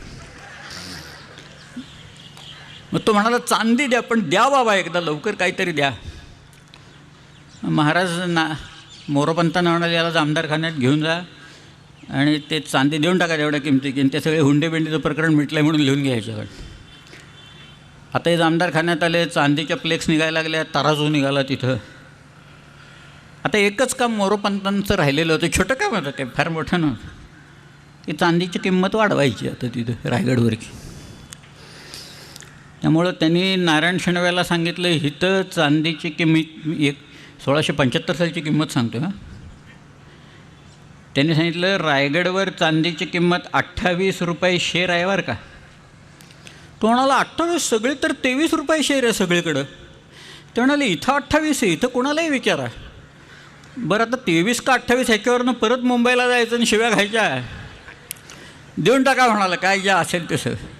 शेवटी 28 अशा चढ्या भावाने चांदी तोलली त्यांनी आणि मग त्याकडनं लिहून घेतलं सगळं प्रकरण मिटलं म्हणून. ती चांदी घेऊन, कागद घेऊन तो आला मुंबईला, गेरॉल्ड ऑंगियरच्या समोर ठेवलं. गेरॉल्ड ऑंगियरनी ईस्ट इंडिया कंपनीला जो रिपोर्ट लिहिला आहे त्याच्यात शेवटी एक पॅरा घातला आहे त्यावेळेचा आहे की नारायण शेंडवे रायगडावरून आला, आम्ही शिवाजीला ते तांबं विकलेलं होतं, त्याने एक हुंडी दिलेली होती, त्याचा निकाल आज लागला आणि जी चांदी सगळीकडे 23 रुपये शेअरांनी, ती शिवाजीनं आम्हाला 28 रुपये शेअरांनी दिली. पण 1.5 वर्ष चाललेलं हे प्रकरण एकदाचं निकालात लागलं आणि आम्हाला या प्रकरणात 22.5% तोटा झालेला आहे, इंग्रजांनी लिहून ठेवलं. समुद्रावर गलबतांचा पराभव जर का करता येत नसेल तर जमिनीवर पैशाने तुमचा पराभव करतो आम्ही. ही सुद्धा काही गोष्ट साधी नाही आहे. शिकायचं आपल्याला काय तर हे शिकायचं. आज डोळे कुणाचे तिकडे चायनाचे डोळे आहेत. चायनीज लोकांनी, मी ते सगळं वाचतोय गेले काही दिवस, त्यांनी डिक्लेअर करून टाकलं की पुढच्या 4 वर्षात आमचे 2,500 तरुण मुलं आणि मुली ATPचं टेनिसचं सर्किट जे आहे ना त्याच्यात खेळायला लागतील म्हणून. 2,500 आमचे रेफरीज 450 असतील तयार झालेले. आता ती लीना वगैरे ती मुलगी आली बघा खेळत, ती टेनिस. मी तर एकदा एक पाहिलं होतं, एक अख्खं गाव आहे ना, त्या गावात फक्त चित्रकारच लोक बसवलेत चायनाने. त्यांचा उद्योग सकाळी उठल्यापासून चित्रच काढायचे. म्हणजे मोनालिसा असेल तर मोनालिसाचं चित्र काढायचं, व्हिंचीची चित्र तर एक 8-10 मोनालिसाची चित्र आहेत. तो पहिल्यांदा ह्या चित्राला रंग लावतो, मग दुसऱ्या बोर्डावर लावतो, तिथं लावतो, तिसऱ्या बोर्डावर लावतो, असं करत करत तिथंच झोपतो तो चिनीवर. का खायला प्यायला 2दा त्याला तिथं मिळतं, झोपायला जागा मिळते, सकाळी उठलं की चित्र काढत बसायचे. हे बहुत.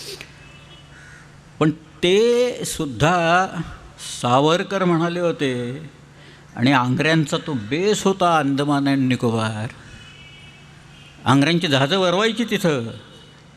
एक आंग्र्यांचा वेंगुर्ल्याचे तर खडक आहे, तो खडक दिसत नाही आहे वरनं, पण तो आंग्र्यांच्या लोकांना माहिती होता. नंतर कान्होजी आंग्र्याला तर लँड शार्क म्हणायचे ब्रिटिश लोक, घाबरायचे भयंकर. पण तिथं वरती कोको आयलंड्स आहेत, ती आता चायनाला दिली आहेत बर्मानी, आणि तिथं त्यांचा बेस उभा राहिलेला आहे. सगळ्या शिकायचं काय तर हे शिकायचं या सगळ्या की तुमच्या सरहद्दी मजबूत पाहिजेत. शत्रूनं त्याच्याकडं वक्रदृष्टी करता कामा नये, कुठे पाहायची हिंमतच होणार नाही. असंच शिवाजीराजांनी केलं. सुरत लुटली ना, सुरत धनाढ्य शहर. औरंगजेबाचं एक फार मोठं, औरंगजेबाची बहिणीला त्यांनी लिहून उत्पन्न तिथला बरंचसं मिळत असत. सुरतेला अनेक व्यापारी लोक असत, मक्केला जाणारी जहाजं तिकडून जात असत. म्हणजे एक गंमत म्हणून एक गोष्ट सांगतो मी. एक ताभेरनीय या नावाचा एक व्यापारी होता, हिऱ्यांचा व्यापारी होता. आणि हा जो शायस्ता खान आहे, हा चाकणला बसला होता. चाकणच्या किल्ल्याला गडीला वेढा घालून 56 दिवस लढवली ती गडी आपल्या लोकांनी, फिरंगोजी नरसळ्याने. तर यांनी काही हिरे विकत घेतले त्याच्याकडनं, पैसे दिले नाहीत शायस्ता खानाने. शायस्ता खान ही शायस्ता ही पदवी आहे बरं का, नाव नाही आहे. खान खानान अमीर लुमरा नवाब आझम मिर्झा अबू तालिब शायस्ता खान. त्यातलं अबू तालिब एवढंच नाव आहे, बाकी सगळ्या पदव्या आहेत. मुघलांच्याकडं असे बरेच डबल ट्रिपल ग्रॅज्युएट खूप होते, काही उपयोग नव्हता त्यांचा काहीच पदव्यांचा. पण तिथं ह्यांनी हिरे घेतले, पैसे देना, रोज मेजवान्या चालायच्या, नाच चालायचा. शेवटी हा कंटाळा तावेरने. तो म्हणाला मी आता जातो, मला गोळकोंड्याला जायचं आहे, तिथं हिऱ्यांचा व्यापार करायचा. मग शायस्ता खान म्हणाला पण तुझे पैसे बुडतील, तू जर का गेलास इथनं तर. तो म्हणाला नाही बुडणार माझे पैसे. याचं कारण मी परत गेल्या की नंतर आमच्या फ्रान्सच्या राजांना सांगेन की ह्या मुघलांनी माझे एवढे एवढे पैसे बुडवलेत. मग तुमची मक्क्याला येणारी जहाजं आहेत ना, ते आमचे लोक पकडतील आणि त्यातली लूट घेऊन माझी भरपाई करतील म्हणाले. मग शायस्ता खानानं मुकाट्यानं औरंगाबादच्या ट्रेझरीवरची हुंडी दिली त्याला. ठीक आहे. शिवाजीराजांनी किती लोकांची जहाजं पकडावीत नंतर. इंग्रजांना त्यांचा पहिला अनुभव कधी आला माहिती आहे का? राजापूरच्या वखारीतल्या लोकांनी जो हेनरी रिव्हिंग्टन होता, मिशेल होता, रॉबिन्सन होता, त्यातल्या हेनरी रिव्हिंग्टननी ज्या वेळेला तोफा टाकल्या पन्हाळ्यावर आणि महाराजांना कळले इंग्रज लेखाचे लोक तिथं तोफा टाकतायत आपल्यावर, पुढच्याच वर्षी शिवाजीराजांनी राजापूरची वखार लुटली. या सगळ्या इंग्रजांना कैद केलं, खणून काढली वखार ती पार. पुन्हा आयुष्यात हे असलं कृत्य करणार नाहीत म्हणून त्याने खणून काढली आणि कोणाला वासोट्यावर कोणाला सोनगडावर कैदेत घातलं तिथं. आणि इतका त्रास दिला या लोकांना की हेनरी रिव्हिंग्टन आजारीच पडला, 3 महिन्यात आजारी पडला. त्याचं एक पत्र आहे, त्यांनी महाराजांना पत्र पाठवलं की तुम्ही मला सोडा, आता मी आजारी पडलो आहे. कशावर सोडा? पॅरोलवर सोडा असं लिहिले बरं का तिकीट, पॅरोलवर सोडा तुम्ही मला. मी इंग्लंडला जातो, खातो पितो, औषधं घेतो, बरा झालं की परत तुमच्या अदबखान्यात चढायला येतो इथं म्हणून. महाराजांनी विचारलं अहो काय चाललं आहे काय, तर काय म्हणायला सोडा, त्याची तब्येत बिघडली. मग तो सुरतेला गेला आणि तिथंच मेला. एकदा तोफ टाकली या हेनरी रिव्हिंग्टननी. शिवाजी राजांनी काय केलं असं, हाच तर दणका आहे त्याचा, पहिल्या वेळेला दणका घातला का. रायगडचा एकूण अदबखाना काय, सोनगडचा काय आणि व्याघ्रगडचा काय आणि त्या लिंगाण्याचं काय, एकूण सगळे प्रकरण इंग्रज विलक्षण घाबरायचे. सुरत म्हणून बंदर जे होतं, सुरत बंदर खूप आत आहे, सुरत गाव खूप आत आहे, बंदर स्वाली म्हणून आहे पुढं, आणि तो सगळा जो समुद्र आत आहे तो त्याला स्वॅली होल असं म्हणतात ते. पण त्यावेळेला शिवाजी राजांना 3 वर्ष शाहिस्ताखानाने मुलूक लुटला, त्याची भरपाई तर करायला पाहिजे कुठेतरी. म्हणून शिवाजीराजांनी बहिर्जीला सांगितलं. बहिर्जी आला आणि म्हणाला महाराज सुरत मारिलियाने अगणित द्रव्य सापडेल. या बहिर्जी नायकाकडं सुरतचा ब्लूप्रिंट होता. नावासकट वीरजी व्होरा 20 सोन्याची पिपं या भिंतीत ठेवलेली आहेत. हिरे माणकं ते जिन्याच्या खाली ठेवलेली आहेत, बाकी ते रांजणात ठेवले. हाजी कासम बेग, हाजी सय्यद बेग, अशी सगळ्यांची यादी कुणाकुणाकडं काय, कदाचित त्यांनी बहुतेक याच्या खिशातसुद्धा काय ह्याचीसुद्धा यादी आणली असेल काय काय इतकं बारीक. पण ते एकूण आकडे आणि सगळे पाहिल्यावर शिवाजी महाराज खोई झाले, म्हणाले हे असलेच पाहिजे होतं, म्हणाले आपल्याला काहीतरी, इथंच घाबाडे म्हणाले सर, चला सुरतेला चला. म्हणून शिवाजी राजे 5000 घोडेस्वार होते आणि प्रत्येक घोडेस्वाराबरोबर एक रिकामं घोडं होतं. आणि ते रिकामं घोडं कशाला होतं? लूट पाठीवर टाकून आणण्यासाठी होतं. शिवाजीराजे सुरतेला गेले, शिवाजी येतोय म्हणून कळते काय नाही, सुरत शांत. शिवाजी महाराज काय आहेत आणि कोण आहेत आणि त्यांचा झटकान दणका काय असतो याचा पत्ताच नव्हता ना लोकांना. त्यामुळे गंडवीपर्यंत आले, उधण्यापर्यंत आले, तामुक झाले, तशा अवया उठायला लागल्या. इनायत खान म्हणून तिथं होता, तो किल्ल्यात गेला, लोकांच्याकडनं पैसे घेऊन त्यानं किल्ल्यात घेतलं, लोकांना बाकीला दिलं वाऱ्यावर सोडून सगळ्यांना.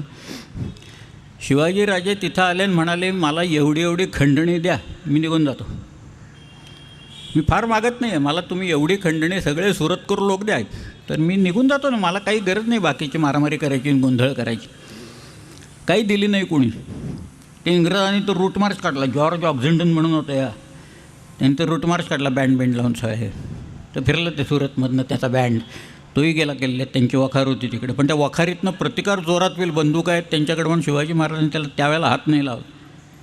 तिथे एक मोनॅस्ट्री होती, फादर एम्ब्रोज नावाच्या एका माणसाची, फ्रेंच कॅप्युसिन पॅड्री होतात. आणि शिवाजी महाराज म्हणायचे की या इंग्रजांच्यापेक्षा फ्रेंच कॅप्युसिन पॅड्री ठीक आहेत म्हणून सगळे. त्यांनी ती वाचवली. आणि मग एकदा ते काही खंडणी येत नाही म्हणताना आता वेळ तर वाया जातं. शिवाजी महाराजांनी सांगितलं चला कामाला लागा आता आपापल्या सगळे लोक. झालं, सुरत लुटायला सुरुवात केली आपल्या लोक.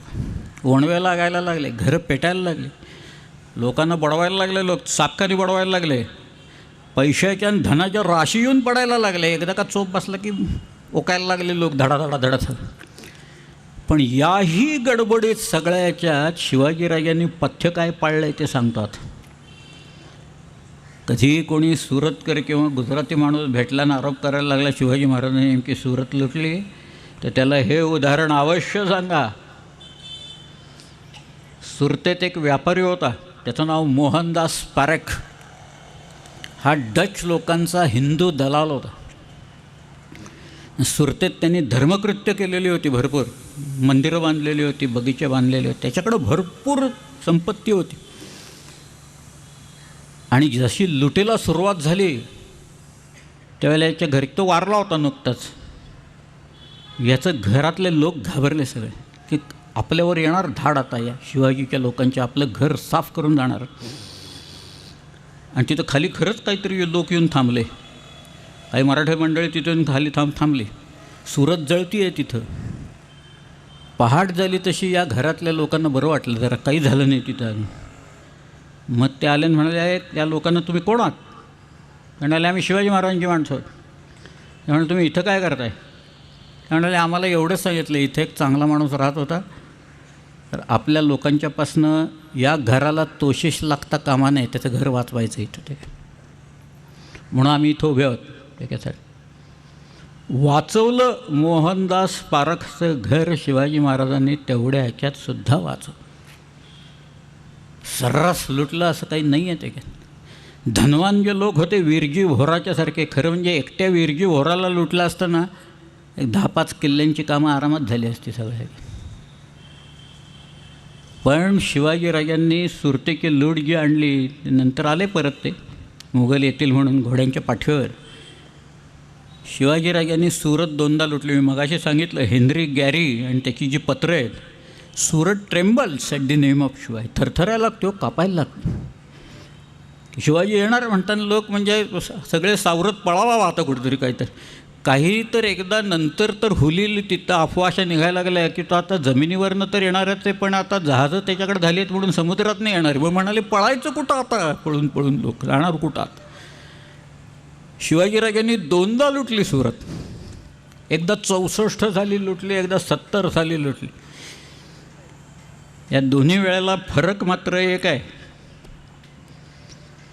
पहिल्या वेळेला घोडे नेले होते शिवाजीराजांनी, मुघल चालून येतील म्हणून, वेगाने परत येण्याच्यासाठी म्हणून शिवाजीराजांनी घोडे नेलेले होते. 70 साली शिवाजीराजांना मुघलांचा वेग आणि ताकद यांचं पूर्ण आकलन झाल्यामुळे शिवाजीराजे बैल घेऊन गेले तिकडे सुरतला. बैलांच्या पाठीवरनं शांतपणे लूट आणली. आणि मुघल आले की चोपले जाणार, आणि आलेच. नंतर मुल्हेर की पेठ लुटली शिवाजीराजांनी. कांचनबारीच्या खिंडीतनं खाली आले.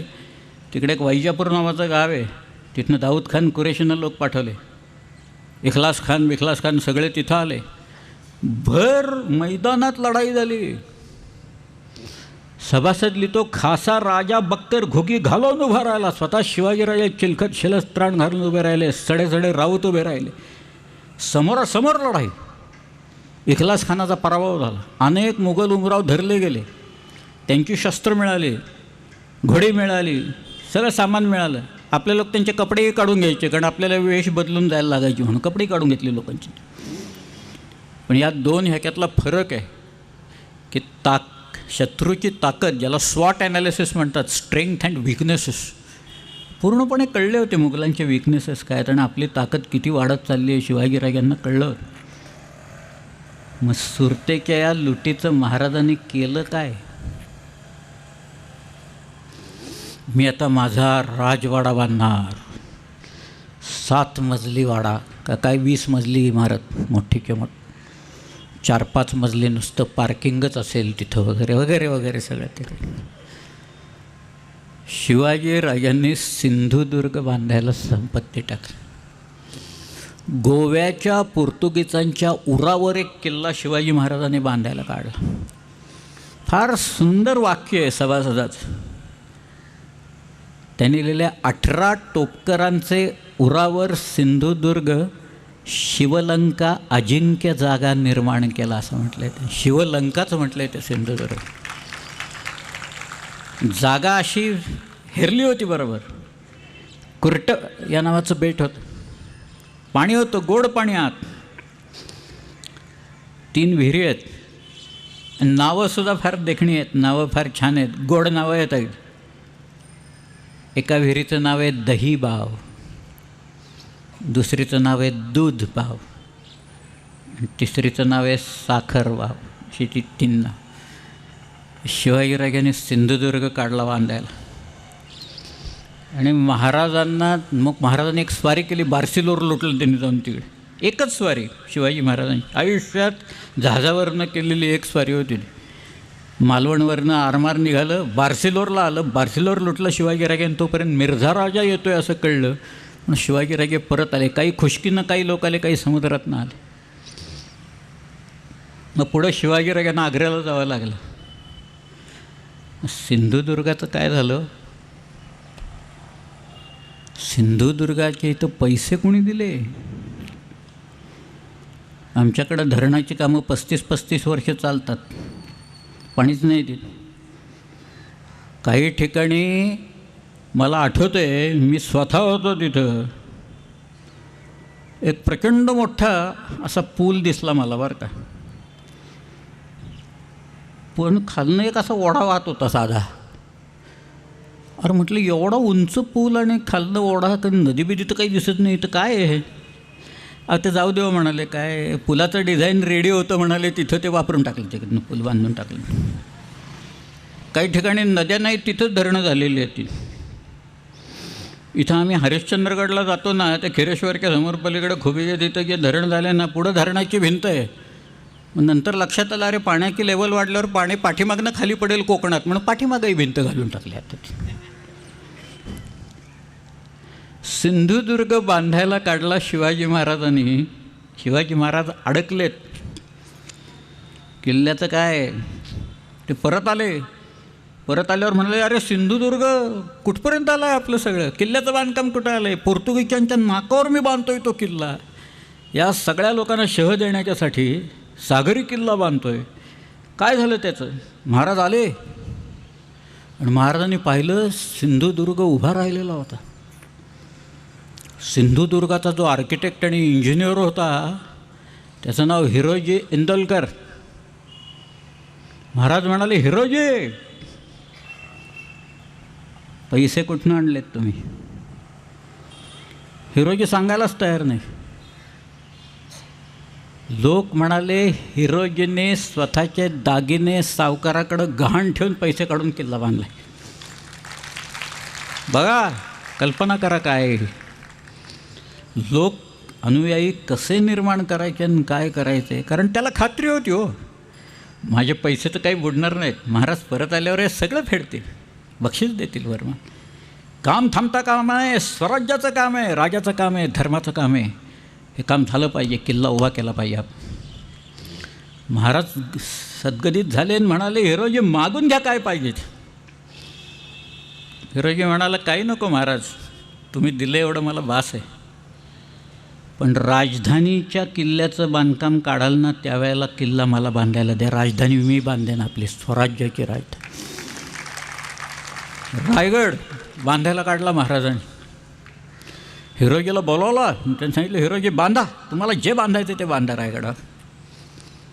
हिरोजींनी रायगड बांधून काढला. 300 घरं बांधली लोकांना राहायला. वेगवेगळ्या सभा बांधल्या. शिवाजी महाराजांची राजसभा बांधली, त्यांचं निवासस्थान बांधलं. वाडेश्वर महादेवाचं देऊळ उभं केलं. सगळं पूर्ण रायगड सजवून टाकला त्यांनी सगळं. आणि राज्याभिषेक झाला. हिरोजी आला दान घ्यायला. महाराज म्हणाले, हिरोजी मागा, काय पाहिजे ते मागून घ्या, सगळं देतो तुम्हाला. हिरोजी म्हणाला, नाही महाराज, महादेवाच्या दर्शनाला याल ना, त्यावेळेला सांगतो मी तिथं काय. महाराज म्हणाले, सिंधुदुर्ग झाला, रायगड झाला, यांनी किल्ले बांधलेत 2. परत हा माणूस अजूनही काही माझ्याकडं मागत नाही आहे. लोक मगाशी वतनं आमची कायम करा म्हणून सांगून गेले, द्यावी लागली काही लोकांना मला परत. आणि हा माणूस मागत नाही आहे, भेट मागत नाही, काही मागत नाही. शिवाजीराजे आले, हत्तीवरनं मिरवणूक निघाली. महाराज महादेवाच्या दर्शनाला आले. वाडेश्वर महादेवाचं दर्शन घेतलं आणि पूर्वेच्या दरवाज्यातनं बाहेर आले. तिथे हिरोजी उभे होते. महाराज म्हणाले, हिरोजी काय मागताय का काही याद? म्हणाला, महाराज एक प्रार्थना आहे फक्त. हा दगड आहे ना, या पायरीला लावायची परवानगी द्या मला फक्त. महाराज हसले, दिली म्हणाले परवानगी. अजूनही रायगडला दगड, त्याच्यावर लिहिलेलं आहे, सेवेचे ठाई तत्पर हिरोजी इंदुलकर असं लिहिलेलं आहे त्यात. कुठे आहे तो? अशी लोक गेली आमच्या महाराष्ट्रात शिवाजी महाराजांनी निर्माण केलेले असले लोक गेले कुठं शेवटी? ते काय जंजिऱ्याला शह द्यायला पद्मदुर्ग बांधला. गोव्याच्या पोर्तुगीजांना शह देण्याच्यासाठी शिवाजीराजांनी तिथं सिंधुदुर्ग बांधला. मुंबईच्या इंग्रजांना शह देण्यासाठी शिवाजी महाराजांनी खांदेरीचा किल्ला बांधला. फार गंमत आहे खांदेरी उंदेरीची. सागरी लढाई आहे इंग्रजांशी. मला आठवतं आहे स्मारकं जी करतात इंग्लंडमध्ये मी स्वतः पाहिलेली आहेत. इंग्लंडचा एक श्रेष्ठ नाविक होरॅशो व्हायकाउंट नेल्सन 1805 21 ऑक्टोबरला यानं कंबाईंड स्पॅनिश आणि फ्रेंच अशा आरमाराचा पराभव केला.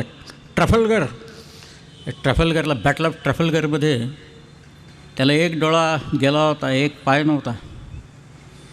त्याची स्मारकं इंग्लंडमध्ये बघावीत. काय केलं असेल ब्रिटिश लोकांनी? त्या ट्रॅफलगरच्या लढाईतली त्याचं जे जहाज आहे HMS व्हिक्टोरी, हे जहाज तसंच्या तसं इंग्रजांनी आणून त्या पोर्ट्समथमध्ये ठेवलेलं आहे.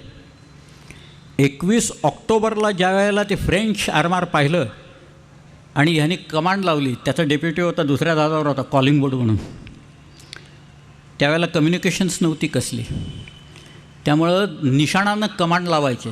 काही नंबर्ड फ्लॅग्स असायचे, काही कॉम्बिनेशन करून लावायचे. तर हा म्हणाला, त्याचा जो फ्लॅग मास्टर होता HMS फ्लॅगशिप होता आहे व्हिक्टरी, त्यावेळेला तो म्हणाला फ्लॅग मास्टरला, पास्को म्हणून होता त्या पास्कोला म्हणाला मला एक मेसेज द्यायचा आहे, लावतो. तो म्हणाला England confides that every man will do his duty, असे लावतो ती. तो म्हणाला माझ्याकडं कन्फाईड हे नाही आहे, पण मी एक्सपेक्ट्स लावू का? England aspects that every man will do his duty. तो म्हणाला लाव, काही हरकत नाही. ती लावल्या, कमांड लावल्याच्या नंतर सगळीकडं ब्रिटिश जहाजावरनं एकदम हर्षोन्मादानं वेळे झाले की आता तुटून पडायचं, लढाई करायची. लढाई सुरू झाली, जोरात तोफांचे मारे सुरू झाले आणि एक फ्रेंच शिप आणि HMS व्हिक्टरी एंगेज झाले एकमेकाशी. रीडाउटेबल म्हणून ते शिप होतं आणि हा स्वतः वरच्या डेकवर होता होरॅशो नेल्सन. आणि शेवटी त्या मारामारीत नेल्सनला एक गोळी येऊन लागली, पाठीच्या कण्यात बसली, नेल्सन पाडला, त्याला खाली नेलं. नेल्सन म्हणाला ही लढाई माझ्या मनात होतं, आपण मारली पाहिजे आणि शत्रूची किमान 20 जहाजं तरी आपल्या ताब्यात पाहिजे, अशी माझी शेवटची इच्छा होती. कोणीतरी आलं म्हणाला आपण 5 जहाजं शत्रूची काबीज केली आहेत. दुसरा आला म्हणाला आपल्याला 10 जहाजं मिळालेली आहेत. शेवटी एक माणूस आला म्हणाला आपण लढाई मारलेली आहे, 20-25 जहाजं शत्रूच्या आपल्या ताब्यात आलेली आहेत, सगळी आपण लढाई मारलेली आहे. नेल्सनचे शेवटचे शब्द आहेत, thank God I have done my duty. Nelson वारला शिपवर. त्याचं स्मारक आहे. 200 वर्षानंतर इंग्रजांनी त्या पोर्ट्समथला इतका मोठा शो केला, स्वतः राणी आली होती एलिझाबेथ दुसरी तिथं, आपली शिप्स गेली होती तिथं त्यावेळेला. स्मारकं कशी करतात ना, त्याचं एक आयडियल उदाहरण आहे. हा नेल्सन जो आहे ना, तुम्ही पाहिलं असेल बघा, तो ॲलन शेफर्ड म्हणून एक अंपायर होता ना, तो 11 स्कोअर असेल 22 असेल की असा एक उडी मारायचा बघा तिथे एक, त्याला नेल्सन स्ट्राईक्स असं म्हणतात.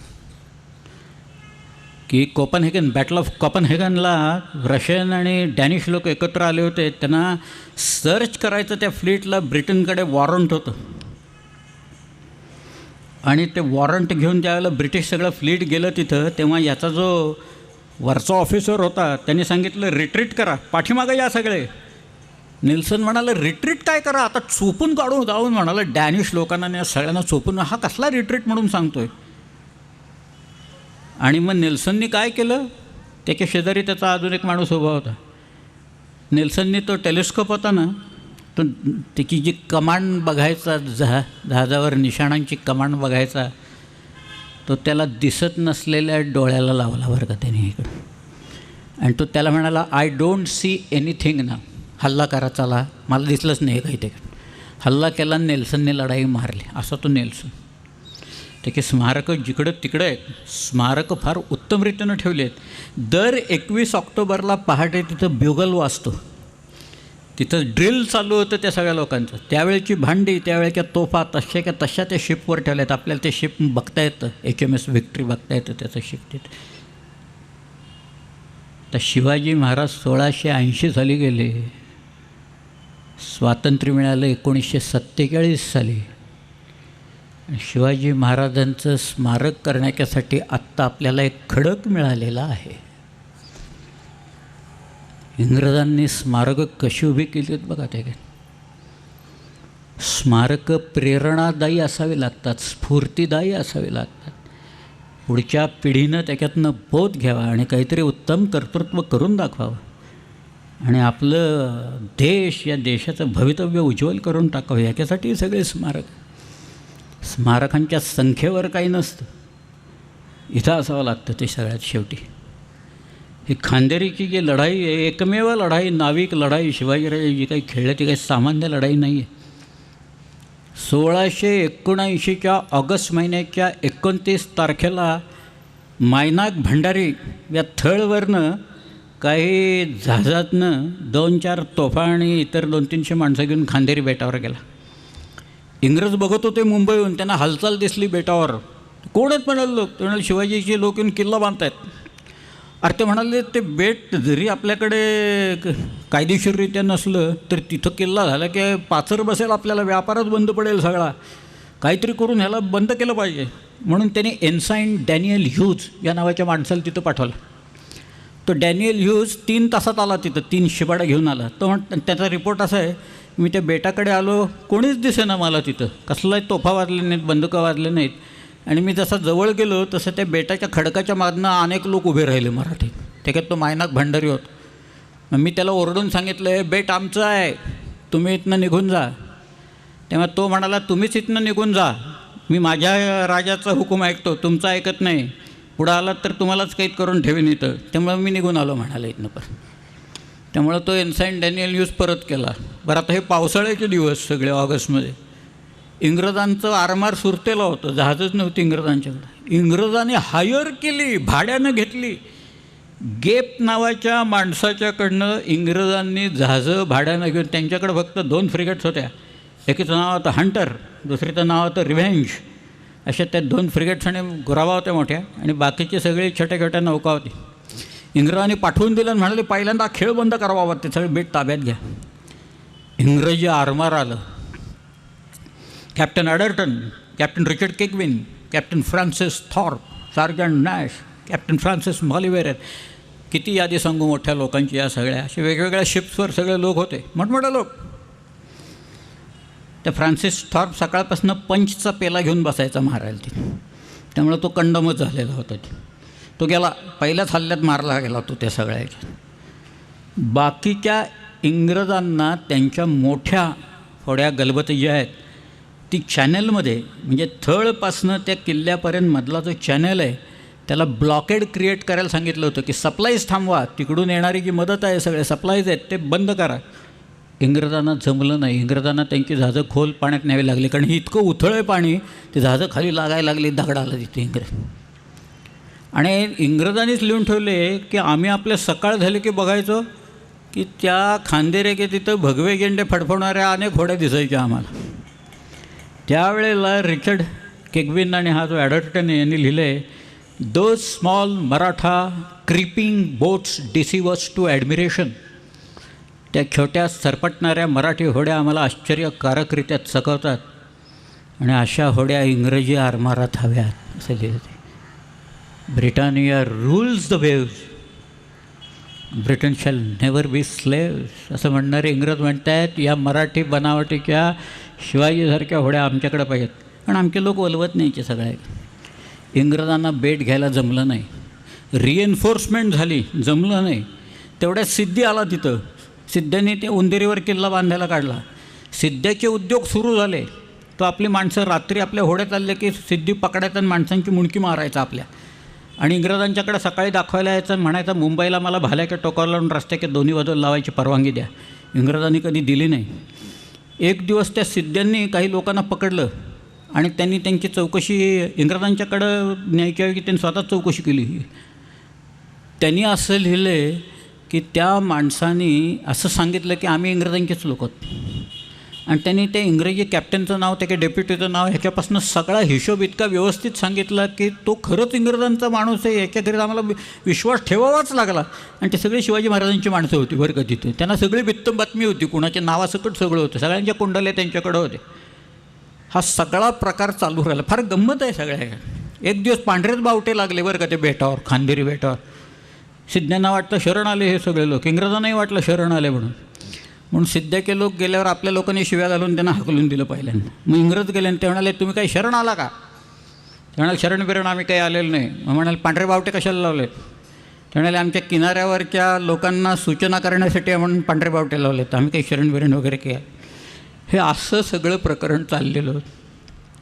फार गंमत आहे या सगळ्या ह्याच्यात. एक दिवस आपला दौलत खान आरमार घेऊन आला, चॅनलमध्ये आला तो, आणि इंग्रजांच्याकडं एक गुराब होती, डफ नावाची गुराब होती. त्याच्या स्टनवर म्हणजे पाठीमागच्या बाजूला तोफ नव्हती. त्याने बरोबर हेरला आपल्या लोकांनी, अरे ह्या पाठीमागच्या बाजूला तोफ नाही आहे. आणि मग त्यांनी अशी अर्धचंद्राकार हे करून ती गुराबच ताब्यात घेतली, पाठीमागनंच हल्ला केला आपल्या लोकांनी. 22 इंग्रज पकडले, 22, आणि सागरगडावर कैदेत घातले त्यांना. आणि रोज त्यांना मुगाच्या डाळीची खिचडी दिल्यामुळे त्यांची पोटं बिघडली इंग्रजांची. आणि त्यांनी मुंबईला पत्र पाठवले, आम्हाला औषधं पाठवा, आम्हाला चिकन पाठवा, आम्हाला अंडी पाठवा वगैरे. मुंबईच्या इंग्रजांनी लिहिलं तुम्ही कटून का नाही मेलात तिकडं, अंडे बिंडे वगैरे काही पाठवणार नाही, औषध वगैरे काही पाठवणार नाही. 22 लोक कैदेत घातले होते. त्याच्यात तो फ्रान्सिस मॉलिव्हेरसुद्धा होता, तो रायगडावर आलेला. असा सगळा त्रास आपल्या लोकांनी या इंग्रजांना दिला, कारण आपण कुठेही राहू शकत होतो. पण इंग्रजांना त्या बेटावर कब्जा करता आला नाही. ही नाविक लढाई फार महत्त्वाची आहे. खरं म्हणजे मी तुम्हाला त्याचे नकाशे बिकाशे काढून दाखवेन एक कधी. केवळ एक लढाई एक्सप्लेन करता येईल खांदेरीची. हे सगळं चाललेलं असताना शिवाजी महाराजांनी 5000 लोक कल्याणला उतरवले. आणि त्याने एक आता अफवा होती का खरंच होतं देवजाणे, त्यांनी सांगितलं आहे आम्ही आता मुंबईला चालून जाणार आणि मुंबईच ताब्यात घेणार. म्हणजे इंग्रज अगदी वरती आरशाच्या समोर जामानेमा करतात, सूट घालतायत, टायबे घालतात, आणि खाली पॅन्टच नाही, अशी परिस्थिती निर्माण व्हायची जवळ.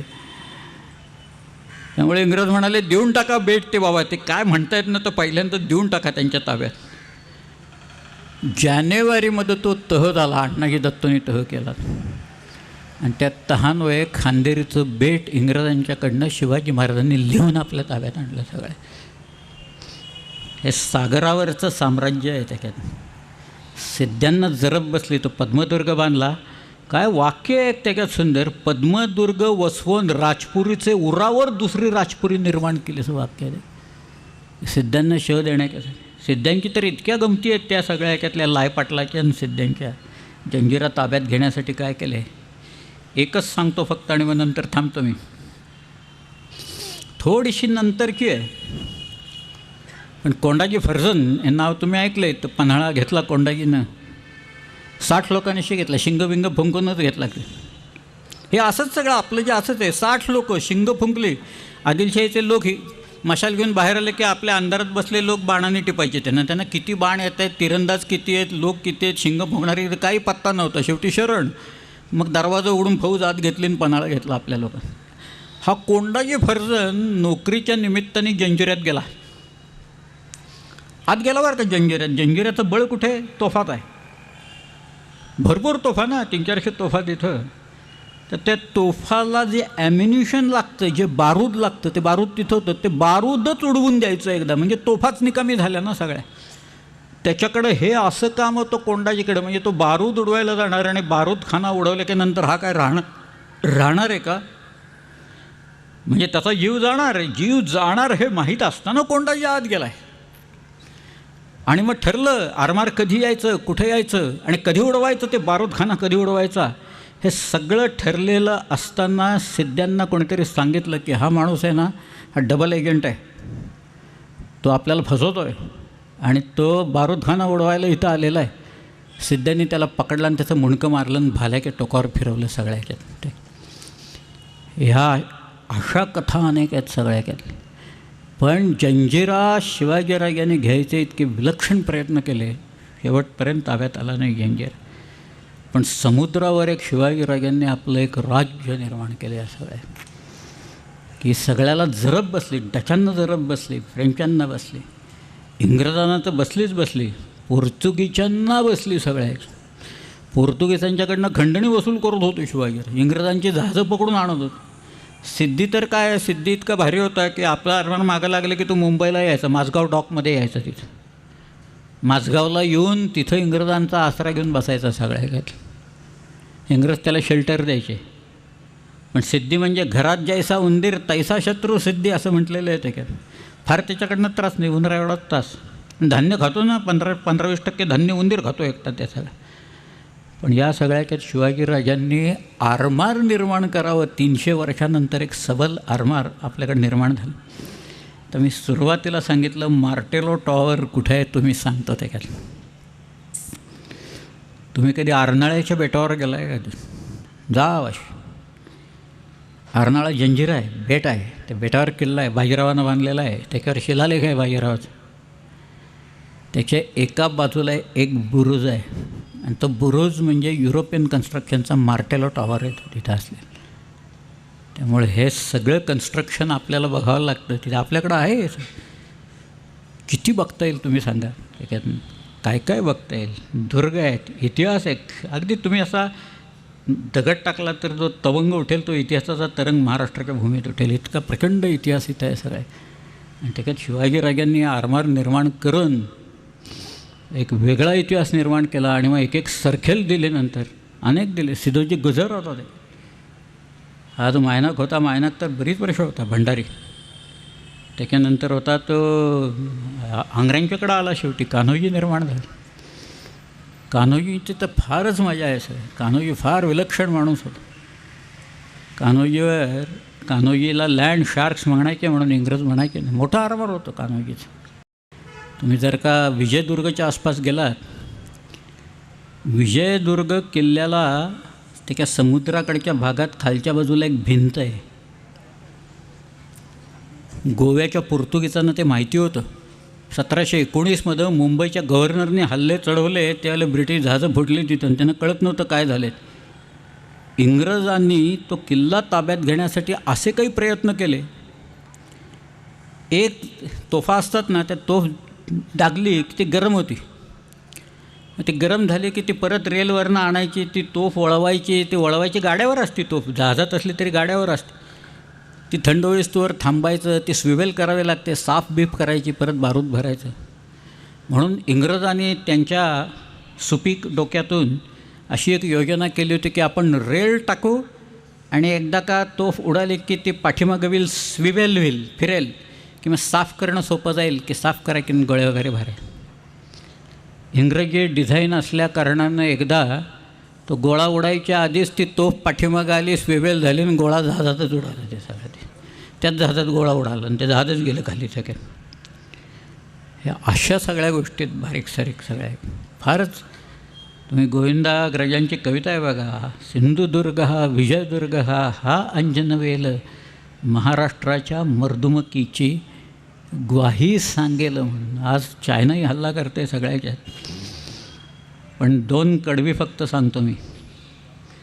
सह्याद्रीतील वनराजांनो या कुहरातून आज पुढे, रक्त हवे जर स्वतंत्रतेला रक्ताचे पडतील सडे, एक हिमालय राखा यास्तव करा हिमालय लक्ष खडे, समरपुराचे वार करी हो समर देवता बोलवते, रक्त आपुल्या प्रिया आईचे शुभ्र हिमावर ओघळत. पुढच्या 3 ओळी फारच सुंदर आहेत. आपल्याकडचं एकच कवी तेवढा लिहू शकेल अशा ओळी आहेत त्या. खडक काजळी घोटून तुमचे मनगट बाहू घडलेले. बघा सुंदर आहे. खडक काजळी घोटून तुमचे मनगट बाहू खडलेले, कडे कपारी मधील वणवे उरात तुमच्या दडलेले, काबुल कंदाहार पथावर डंके तुमचे झडलेले, शिवतेजाची ज्योत पाठीशी आमुच्या पाजळते, रक्त आपुल्या प्रिया आईचे शुभ्र हिमावर ओघळत. उद्या आपण श्रीकृष्णाबद्दल बोलू. धन्यवाद.